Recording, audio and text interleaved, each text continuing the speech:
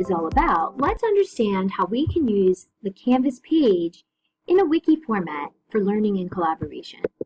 Here's a sample project about workplace effectiveness in a business management course at the high school. This can be translated to many different topics and project ideas, and there are a variety of reasons you might use a wiki to allow kids to collaboratively work together on a topic inside of Canvas.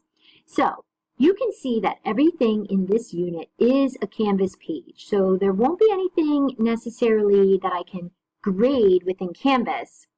I would need something different to grade. This is simply working. I have 5 group pages here in my module. What I have is a couple of other pages that explain the project. So let's start at the beginning. Here is workplace effectiveness. This is what the unit, the activity, the project is all about. There's a resource page with more information about being able to understand what workplace effectiveness is and being able to figure out how customer service, leadership, problem-solving, teamwork, and time management can work. You might have done a project like this in other ways, maybe using Google Docs or Google Slides, or even just on paper in a jigsaw type format for students to learn and share information about part of a topic, and then come together to discuss all the pieces at once. Let's look here at the Workplace Effectiveness resource page.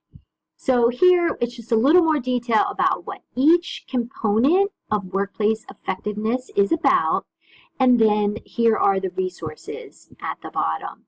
Now let's take a look at the student pages. So this is a Canvas page. Actually, let's start here. I'm going to click edit so you can see that this page is not going to be editable by students. This is a teacher only page. Right here under options, it says only teachers. But another option is teachers and students. So when you change it to teachers and students, students will have the edit button at the top, just like you do. Now let's take a look at the actual student page. In this case, the page was set up with a template, meaning that there was just a little bit of information already there, so the pages have a similar look and feel. Your students could start with a blank page. Here we go, customer service. So what we want is for the students to fill in these different topics about their group work topic. Now here's one about time management, and I'm going to go back then and show you how the students were able to fill these in.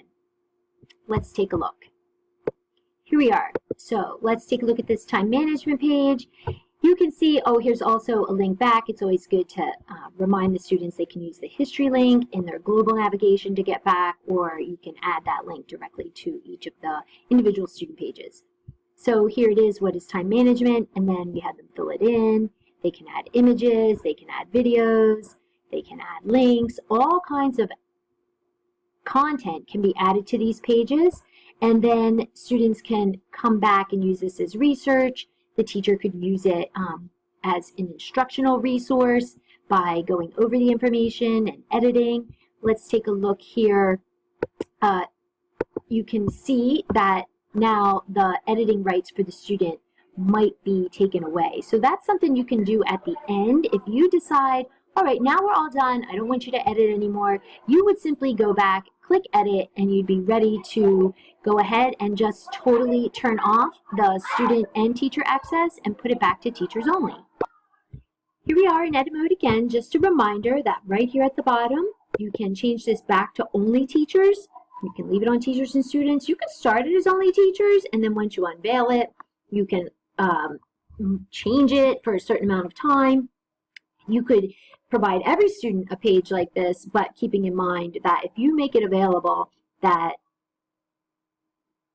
you want to make sure that each student is editing their own work only. Stay tuned for some tips about how to be successful when you have multiple people editing a single page.